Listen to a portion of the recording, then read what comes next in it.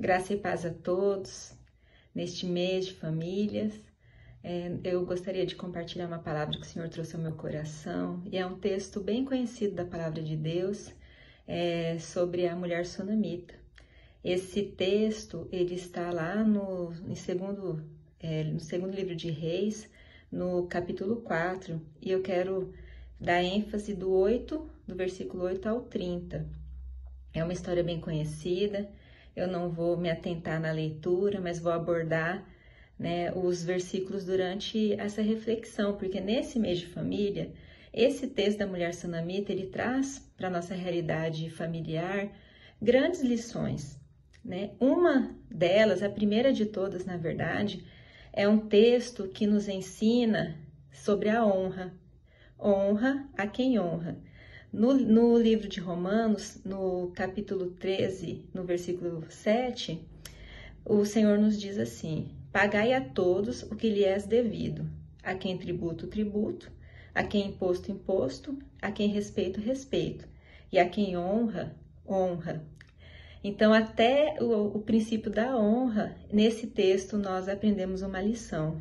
A primeira lição é essa. Lá do versículo 8 ao versículo 10, conta que essa mulher inicialmente, ela servia esse profeta, o profeta Eliseu, juntamente com seu servo Geazi, e ali ela servia refeições, e ela honrava, com a hospitalidade a vida desse profeta.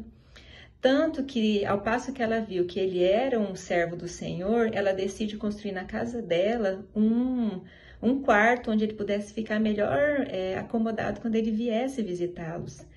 E também aprendemos, não só com a mulher sunamita, sobre honra, nós aprendemos também com o profeta Eliseu. Porque ao passo que ele era honrado, ele era acolhido e ele era servido, ele sente um desejo no coração de servir essa mulher, de honrá-la. Então ele pergunta para Geazi, para Geazi falar com ela se existia alguma coisa que ele pudesse fazer por ela. E mesmo com a negativa dela de falar que ela tinha tudo o que ela precisava, eles observaram que o marido dela ele era idoso e que ela ainda não tinha filhos. Então o profeta profetiza sobre a vida dela, falando que naquele mesmo tempo, no próximo ano, ela estaria segurando um filho no colo. Então, assim, a honra, ela está intimamente ligada com três verbos, relacionada com três verbos, que são reverenciar, estimar e valorizar as pessoas. E apesar da honra, ela está até em desuso, ela é bíblica. E ela é um ensino bíblico que nós devemos fazer, que nós devemos obedecer, como todos os outros ensinamentos e mandamentos que nós temos na Bíblia. Então, assim, ainda que ela esteja em desuso, ela deve ser praticada. E nós aprendemos com a sunamita sobre honrar, nós aprendemos com o profeta Eliseu sobre honrar, sobre fazer isso com atitudes e com palavras.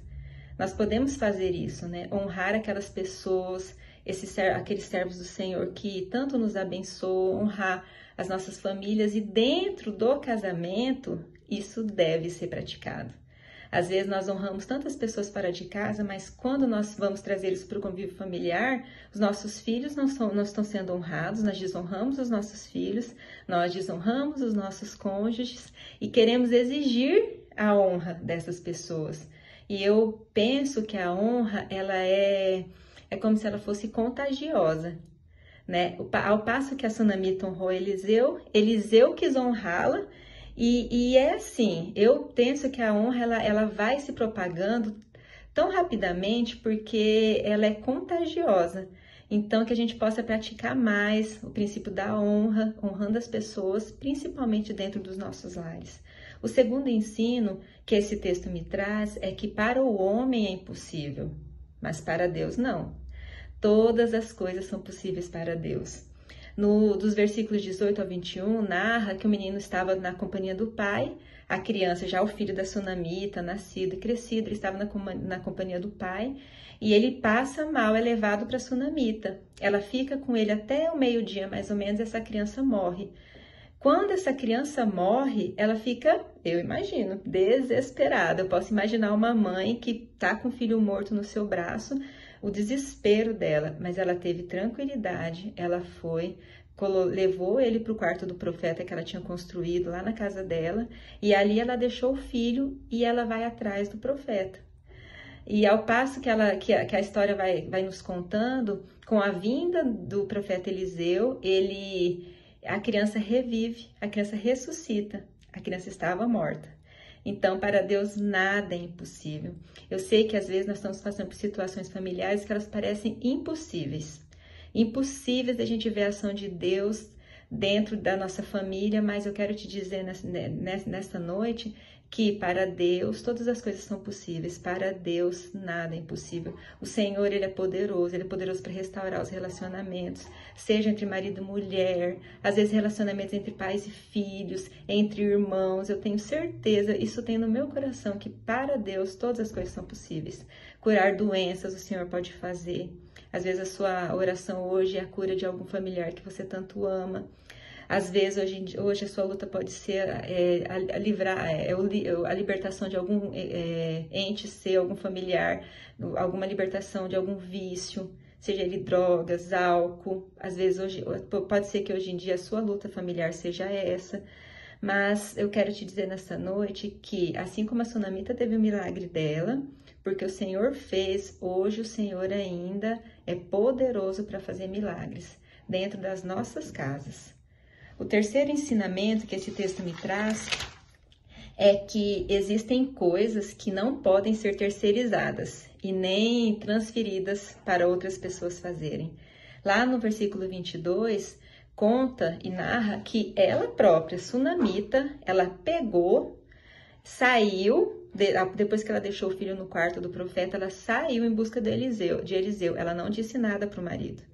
Ela não relatou nada sobre a criança, ela simplesmente mandou que um animal fosse arrumado, né, para que ela pudesse ir atrás do profeta. E apesar de sair na companhia do empregado, ela não mandou que alguém fosse chamar o profeta. Ela mesma tomou a iniciativa e foi atrás dele. E apesar de estar na companhia do empregado que a levou, ela também não contou nada para ele. Ela foi decidida, né? Ela não transferiu essa responsabilidade. Ela sabia que isso era ela quem tinha que fazer. Lá no versículo 29, nos conta também que Eliseu, ele manda Geazi. Já quando ele toma conhecimento da morte vai Eliseu dá para Geazi, pro empregado dele o seu bastão, dá pro servo dele o seu bastão e fala para ele, vai lá e põe esse bastão em cima da criança. Apesar de Geazi, ele obedecer e fazer conforme o profeta tinha lhe ordenado, quando ele coloca o bastão, nada acontece. Somente com a chegada de Eliseu é que a criança ressuscita. Então, às vezes, nós estamos assim dentro de casa e nós estamos num contexto que eu sei que muitas vezes parece exaustivo, mas quando as funções não são bem determinadas, tanto do pai, do filho e da esposa e dos avós, nós trazemos para dentro das nossas casas grande tribulação, porque existem funções, existem coisas que somos nós, pais, que temos que fazer. Não tem como transferir carinho, não tem como transferir amor, não tem como transferir para a igreja a educação cristã dos nossos filhos, não tem como transferir para a escola a educação dos nossos filhos, não tem como transferir para os avós o cuidado básico dos nossos filhos, apesar de que a família é uma bênção e os avós geralmente ajudam, mas existem coisas que são específicas, somos nós que temos que fazer. Se a Sunamita talvez tivesse mandado um servo e talvez o profeta não teria vindo, talvez a história teria sido outra. Se Eliseu não tivesse ido, tivesse mandado só Geazi, o milagre não tinha acontecido. Porque tem coisas que somos somente nós que podemos fazer. Às vezes nós queremos um milagre, mas nós não queremos ter a disposição de pagar preço em oração pelos nossos filhos, pela salvação dos nossos filhos, pela restauração do nosso casamento, por uma situação de tribulação financeira que nós temos passado. Nós não queremos pagar o preço de oração com o joelho no chão, em intercessão. Nós queremos ver os nossos filhos educados na presença do Senhor, mas nós muitas vezes não temos disposição de levá-los à igreja. Nós temos preguiça de sair e levá-los à igreja, né? Que é uma parte importante também no processo da educação cristã dos nossos filhos. Então, existem coisas que somos somente nós, pais, somente nós que podemos fazer. Não podemos terceirizar para qualquer outra pessoa. Outro ensinamento que esse texto me traz é que nós nunca podemos, de maneira nenhuma, nos distrairmos no meio do caminho. Nós temos que ter foco e, na jornada, somente compartilhar os nossos problemas e as tribulações com pessoas que podem nos ajudar. Lá, nesse texto, a mulher não conta nem mesmo ao marido. Ela pega o servo, pega o animal, o meio de transporte dela e vai atrás. Ela fala, no versículo 24, ela manda que o empregado pegue o animal e faça o animal andar o mais rápido possível. E ela dá ordem para ele, só pare quando eu lhe mandar. No versículo 29, Eliseu manda Geazi ir rapidamente também. Ele fala, vai rapidamente, vai direto, você não para nem para cumprimentar ninguém. Vai direto para a casa da sunamita. E então, o que isso me ensina? Que às vezes nós nos distraímos no meio do caminho. Eu não sei se são as ambições pessoais, distrações momentâneas que vão nos tirando o foco do nosso verdadeiro ministério, do nosso verdadeiro sacerdócio, que são os nossos filhos. Vão tirando o foco da importância do relacionamento conjugal, vão tirando a importância de tantas coisas básicas dentro da família que isso vai desgastando todo o relacionamento. O que tem nos distraído durante a jornada? Será que nós temos feito como a sunamita e focado na missão que o Senhor deu para a gente? Focado como Geazi, não se distraído no meio do caminho? Será que nós temos agido assim? Mas um dos ensinamentos que esse texto me traz é sobre essa importância de nós compartilharmos somente com pessoas que vão conseguir nos ajudar. Porque o que eu tenho visto muito no convívio é que muitas vezes nós nos pegamos falando demais mal, ou dos filhos, ou do cônjuge, para as pessoas que não vão nos ajudar. A primeira pessoa que a gente tem que compartilhar das nossas dificuldades é Deus. Mas nós não caminhamos sozinhos aqui na Terra. Nós temos que ter pessoas para caminhar com a gente, pessoas de confiança, dignos de confiança, bons conselheiros, homens e mulheres de Deus, que eles vão nos ajudar na caminhada tanto em oração como na sabedoria dos conselhos, porque é sábio tomar conselhos. Né? Então, assim, só que é sábio tomar conselhos com pessoas que vão te impulsionar a lutar pela sua família. Então, assim, com quem você tem falado? Quem são as pessoas que você tem caminhado? O que tem te distraído e tirado você do foco? Esses são os questionamentos que eu deixo para que vocês reflitam. E o último ensinamento que esse texto traz, ele é tão providencial hoje, porque nós vamos comemorar o Dia das Mães, e esse texto me mostra uma mãe tão, tão especial. E o último ensinamento que esse texto me traz é que ninguém para uma mãe. Uma mãe determinada, ninguém para. Lá no versículo 30, quando ela encontra o profeta que ele envia Geazi na frente, ela fala assim para ele, juro pelo Senhor Deus e pelo Senhor mesmo, que eu não o deixarei aqui. O profeta, diante do questionamento deles, Eliseu levanta e vai com ela. E se ele não tivesse ido, o filho dela não tinha ressuscitado. Então eu vejo uma mulher determinada. Uma das características que eu vejo na sunamita, que nós como mães temos, ela era serva, ela era hospitaleira, ela era sábia, ela foi decidida, ela foi determinada, ela foi uma intercessora, porque foi ela, diante do profeta, clamar pela vida do filho dela. Então, nesse Dia das Mães, onde nós, como mães, estamos comemorando o nosso dia, eu deixo aqui essa mensagem, para que nós possamos aprender mais com essa mulher, uma mulher tão determinada que viveu o maior milagre que uma mãe podia viver, que é ver um filho ressuscitar.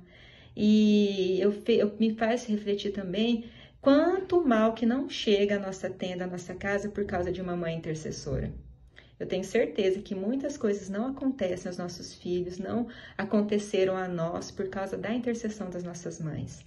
E eu quero deixar aqui por último, em homenagem ao Dia das Mães, um texto que, na verdade, ele fala sobre o amor e ele pode ser aplicado a todo tipo de relacionamento, mas hoje eu quero aplicar no relacionamento de mãe e filho, que é em 1 Coríntios, no capítulo 13, que fala, e eu né, vou parafrasear no sentido assim de falar sobre o amor de mãe e deixar essa mensagem para vocês, minhas irmãs que estão vendo esse vídeo, que é o texto, fala assim: o amor de uma mãe é paciente, bondoso, ele não inveja, não se vangloria e não se orgulha.